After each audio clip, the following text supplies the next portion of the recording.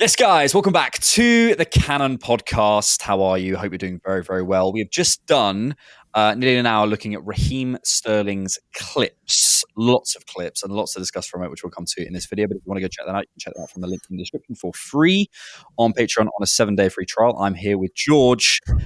What time is it in Canada? 2 a.m.? 4 a.m.? It's now 8:15, so that's more nice. Manageable. But we just did an hour, so I had to ring George to wake him up this morning. Good morning, darling. You want to do some Sterling scouting? So we've just done that. Yes, we're here to discuss Raheem Sterling, who's obviously signed on loan for Arsenal. We normally in these scouted videos do a bit of so this is the player, this is the sort of the journey. We don't need to do that today. We all know about Raheem Sterling.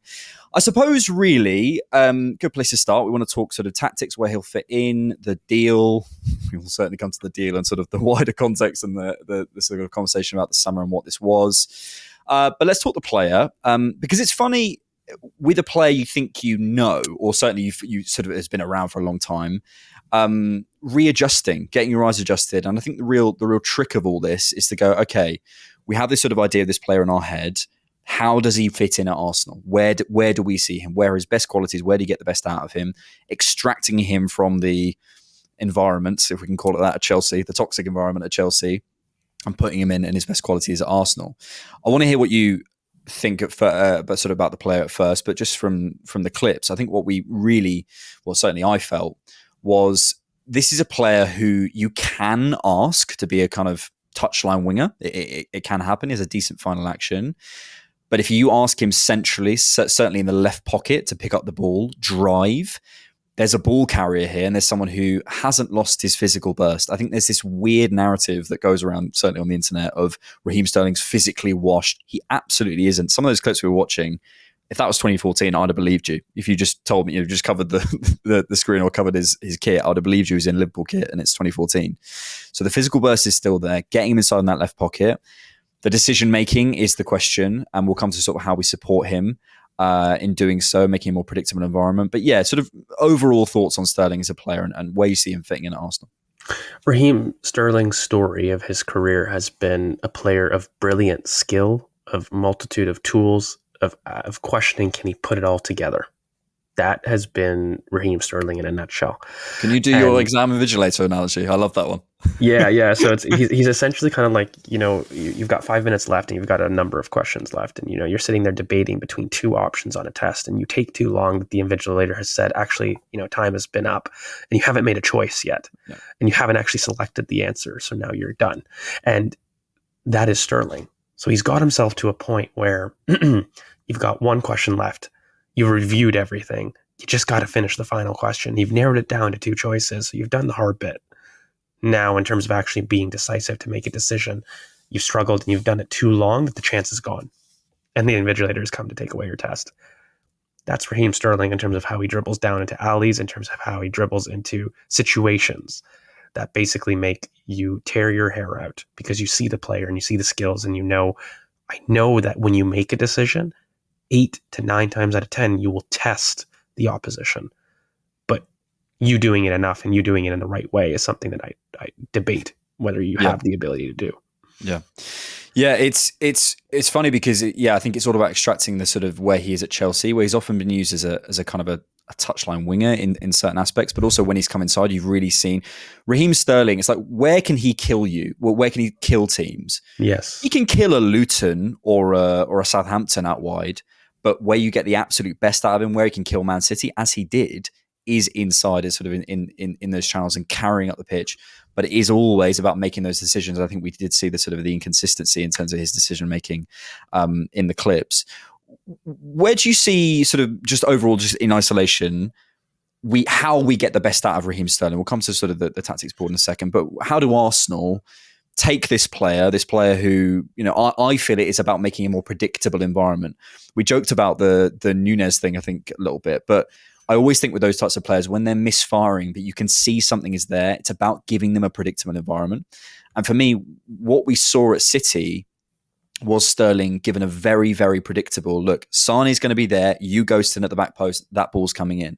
At Chelsea, he's getting Palmer running there. He's getting Madueke on the outside. He doesn't know is it Broja? Is it Nico Jackson? Is it Jadon Sancho, there's so much going on at Chelsea that the unpredictability, I think, is something we can really foster at Arsenal. We can say, you've got a few choices, mate, as you're running through the centre of the pitch. You've got Saka there, you've got this player there, you've got Havertz making that run, and make the call. And that's how I feel we get the best out of Sterling, because there's so much there. And when he is on the run, my word, man, he's still got it. He's still got it. We don't have a player that's got his level of acceleration in the first 5 yards, I would say, period. You would reference Gabby Jesus, but no longer with his physical decline. And we also don't have the Gabby Jesus of 2022, 2023 that, there's a lot of times in those scouting clips I made the reference. That was early Gabby Jesus when he just came from City. In terms of the physical power, sustaining that over longer distances as well.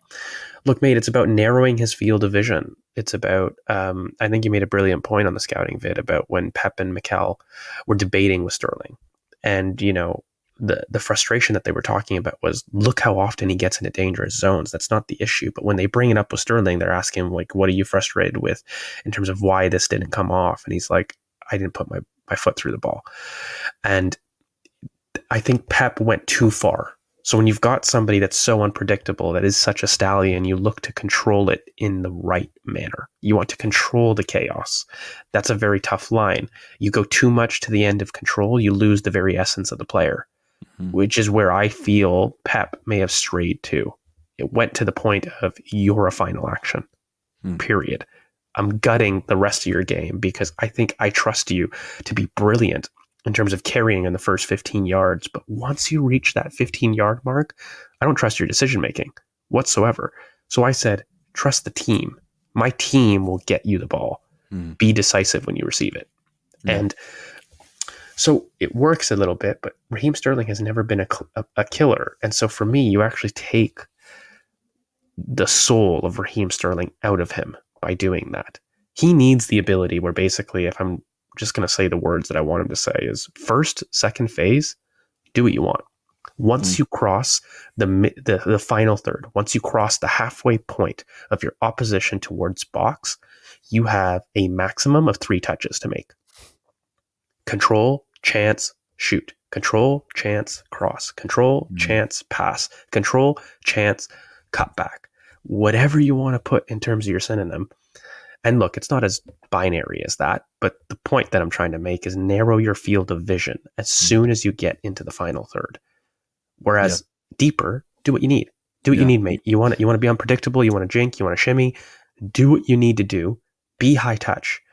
As soon as you get into those areas, it's low touch and it's commitment to a decision. And I don't care. Make the mistake, mate. I don't care if it goes to row Z. I just want you to choose. Make it C. I don't care that it's not B. I don't care that it's not A. Just choose that you said C was what you were going to do. And that, if you do it often enough, I will be happy. Yeah. I think just to come to other things in isolation before we move to the stats, I think he does help us on the transition. Absolutely. I think it's certainly getting us through the first and second phase. I think the positions he picks up sort of when and the way he takes the ball on his back foot and can turn you in the middle of the park is really, really exciting. I think the shot variety and the shot placement is really, really good. We use the analogy of is it R1 and circle on FIFA? It's the finesse shot. And okay, he doesn't get the execution right always, and he doesn't always time his shots right, etc. But in terms of the placement and the variety of shot that he has, I think it is nice. Maybe you could use the front post more, as you said in the video. And I think finally, just in terms of the him on the dribble, dealing with contact is something Sterling has always done really, really well. Riding challenges, dealing with contact, drawing fouls. I think you'll see in the stats in just a second that the amount of penalties he wins, all that sort of stuff. There is a usage there. Anything else on the player individually before we move to the stats? No, I think we can get to the stats at this point. I think we know the player, and it's what we said. I think Sterling has a multitude of skills. The problem is putting it together and making enough consistent decision making to punish people when you are in those zones. Yeah. So this is Sterling over the last 365 days against other top 5 league attacking midfielders and wingers. I will always stress the Chelsea tax in this. by the way, the goals, it's not crazy, but the non-penalty goals, he's not he's not too second percentile. There's going to be some goals there. I think you said on the stream you were looking sort of 15 goals a season or something. You were sort of feeling that was 15 about, goals and assists in the league is what my expectation is. Expected assisted goals and expected non-penalty goals. I think that could jump up when he's joining Arsenal. I think the things yeah, for sure. I think you want to look at the progressive carries. I think that's in there. I think that's something that might drop down at Arsenal, but certainly make us more, because we spend more time on the final third, but make us a little bit more dangerous. Another thing we haven't discussed is the free kicks. I think he's got a number of free kicks. Does Sterling go in as our free kick taker now if he's on the pitch? Seniority with Martin Odegaard will be tough, but I mean, I'd prefer Sterling. Yeah, I think he's definitely got a chance to do that. I think he's not particularly involved with Chelsea in terms of it's the low touch thing they're making him do. But I think, as the point we were sort of making earlier, Sterling is certainly at his absolute best can be a high touch player for you, certainly in the second and third phase. This is the poor reading part. Yeah. That is rule dependent, I will say. For sure. So I think he's been used as a kind of a final outlet, and again, it's like you can do that with Sterling, fine, but I think actually giving him some more touches is useful. The goal creating actions and the goal creating actions from take-ons are quite exciting. I think there's something in there. Obviously, there's some weaknesses, and no one's denying it. The goal creating actions from shots and goal creating actions to dead balls and shot creating actions. We need to get him in better positions. Absolutely, there's no denying it. But I think there's also some context to be had there.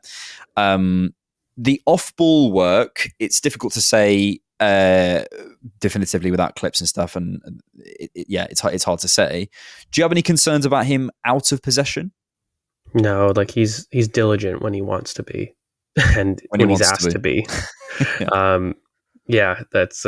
But also, he's not lazy. It's not a Leao or a Marcus Rashford situation. It really isn't. He's quite a humble worker. How dare you come after my boys? How dare you?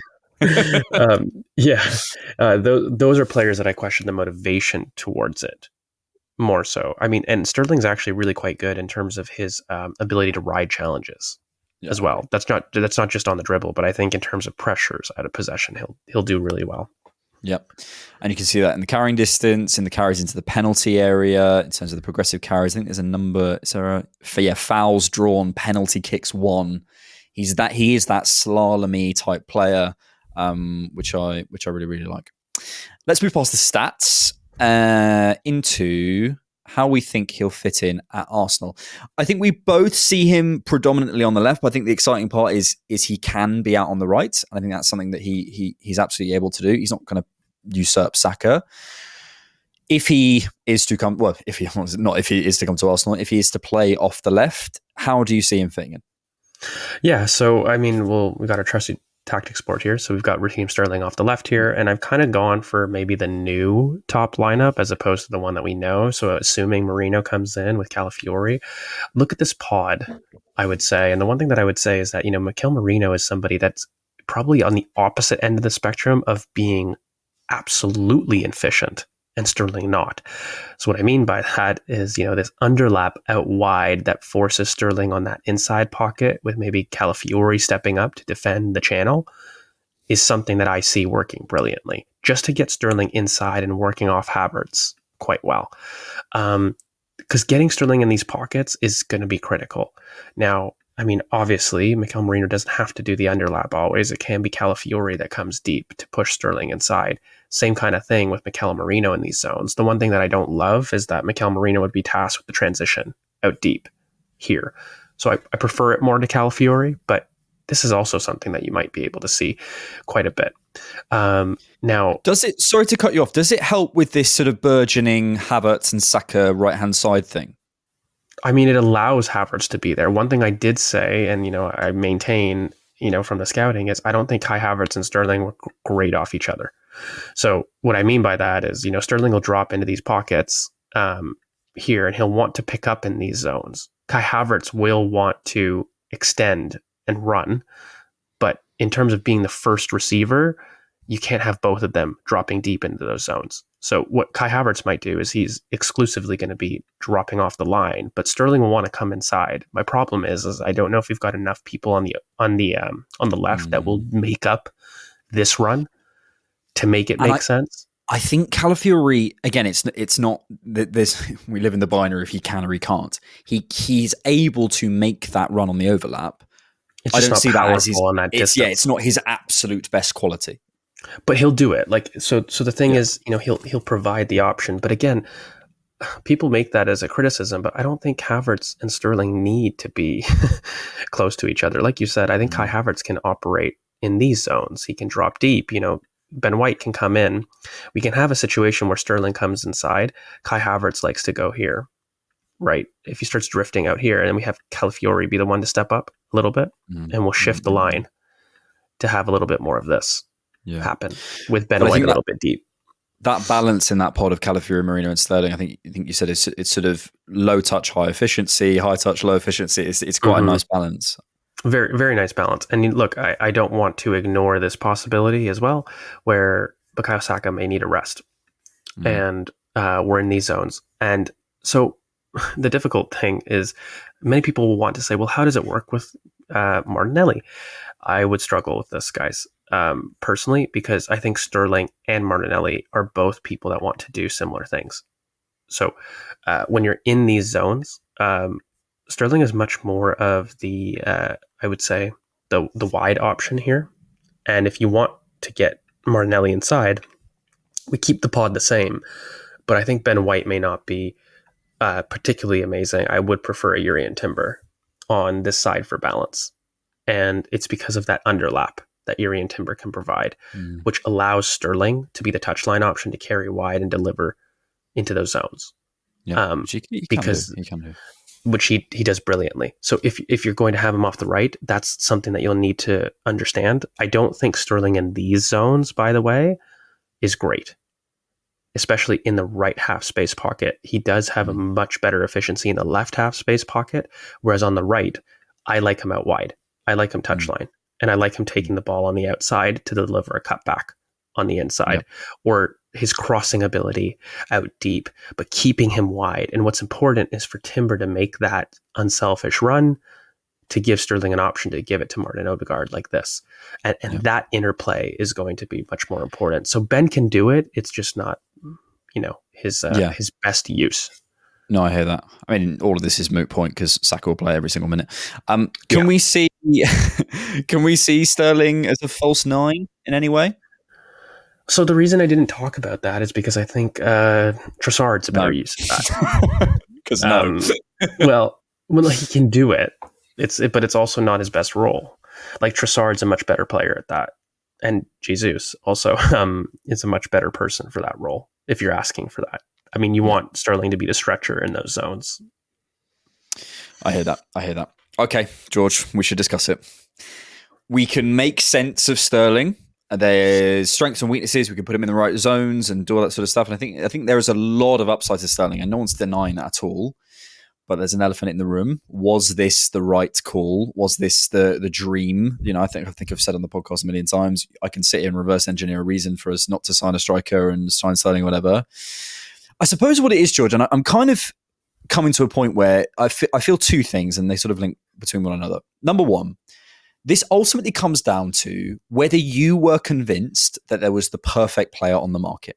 If you were convinced, as I know both you and I were, with me with a number of players, and you with certainly with Osman, I'm sure, but maybe some other players as well, then you're going to go, well, I don't understand why we didn't do it. If you weren't convinced by a player, ultimately you're going to be thinking, well, we wait and whatever. Now, if you're in that second camp, I just want to say something to you. If you weren't convinced, what makes you so sure that we're going to go and do that because this whole thing, we'll just wait till summer 2025. We've been trying to sign a marquee forward since about 2021. So this whole thing of, well, clearly the right player wasn't on the market. Okay, so we didn't bid for Šeško. We didn't get Mudryk. We didn't get Vlad. And this is all relative to the time of the team or whatever, fine. But we're clearly trying to add something. Even this summer, we're trying to add Šeško. So the club clearly feel that there is an issue that has been there for a long time, and maybe the issue's changed, but something is out of whack there. Since summer 2021, we've had Calvert-Lewin, we've had conversations about Isak, we've had conversations about Tony, and it feels like that forward hasn't arrived. And this is, as you put it, a band-aid, as the Canadians would say, a band-aid solution. And people are happy with it because, well, we've got to wait for the right player. But I'm just at a point where I'm saying, we've been waiting for the right player for years, it feels at this point. Now, of course, Saka's development, the team's development, there's different, things change every summer. Havertz's arrival, of course, has changed a lot of things. I'm not saying there's no context. But I think this absolute, well, we just got to wait for the right player. I don't know. So, yeah, how are you feeling about Sterling sort of in the deal sense? At the expense of dating. And by the way, Chelsea, sorry, quickly, just by the way, the deal with Chelsea on its own is brilliant. They're paying us more to play for us. So, Eddie, on that sense, chapeau. Yeah, at the expense of providing dating advice, this really sounds like having a talk with somebody that's been dating for a while and has reached 25, 26 and said, when is the right one going to come? When am I going to find the one? You're talking to me? No. I'm just, I'd say, be patient. The right one will find you. But at some point, this is a case of that person saying, I've been searching for years and it's not come off. How can you guarantee that I'm going to find it tomorrow, today? And look, there's a bit of valid, acknowledgement of that fear, right? From an Arsenal perspective. Look, from a Sterling point of view, I got a lot of flack on the recent stream because I kept trying to make the point. This is one of the best band-aid solutions that we could have done. But does this solve Arsenal's biggest problem in forward areas in terms of transition inevitability and box efficiency? No, it doesn't. And Sterling will give us things that we don't have, a profile that we lack in the squad, a lot of really good things, and he will probably give us 15 goal and assists in the league. And I'm going to repeat that for people. 15 goal and assists in the league is brilliant. Have a look at the number of attackers that are able to do that consistently. The list is small. Sterling won't not do things for us. He is not washed. He will give us something very, very different. And he'll be brilliant for Arsenal. But I hate him. And, he will never be good. No, but he won't solve our ultimate ceiling problems, our team ceiling problems in terms of providing. He will provide X factor. Will he provide it in a moment? No, I can't guarantee that. Again, I can guarantee he will get you to a point where you've basically finished the test and you've got one more question. We need one more goal. One more goal to turn this draw into a win. Can I guarantee you he picks C? No. I think he'll struggle and the test will run out and will fizzle out and the 90 will be gone and we'll be sitting there saying the exact same thing. Now, there's going to be games that he solves for us that's not the case. So all in all, I don't think you can look at this deal and say bad whatsoever. It's a crazy deal from Arsenal to be able to pull off from Chelsea in terms of the wage split. It's insane. All the questions should be fired at the board for why you've chosen a Band-Aid solution, not the fact that we've picked the best Band-Aid solution on the market. Yes. And also, people will say, well, there's no one on the market this summer, and there was no one on the market last summer. There was no one on the market last summer. It's like, at some point, there's a different conversation that has to be had. We're zooming out here. I've dated so many people. You don't understand. They were so great, but when am I going to be the one that they pick? All my friends are getting married. I'm sitting here and I'm not engaged. And it's a little bit of that. It's that thing of, have you ever considered you might be the issue? Is that ever crossed your mind? It's that thing of, I always date horrible people. There might be there's a common denominator here on some level. Look, let us know what you think in the comments, because the thing I'm really keen on is, like, obviously we record together loads, so I probably disagree with you about 3% of the time. Yeah. So it's really hard to say, maybe we are in our own echo chamber, and I'd love to hear like a genuinely really cohesive argument against that. Like, I'm not just saying that as like, go on then. I really mean it. I want to understand it, but it just doesn't yet make sense to me. But maybe it will in time. We'll finish there. Let us know what you thought of that in the comments. As we said, we did sort of nearly an hour on clips of looking at Sterling, so go have a look at that. We'll probably do a rewatch next week of the Brighton game. I'm away for a few days, so we'll have to find a time to do that. We'll talk after. George, pleasure. Thank you for being here at 2 a.m. in the morning. Appreciate it. Thank you very much. Thank you for being here. Thanks for checking out the podcast, and thanks for keeping it Arsenal.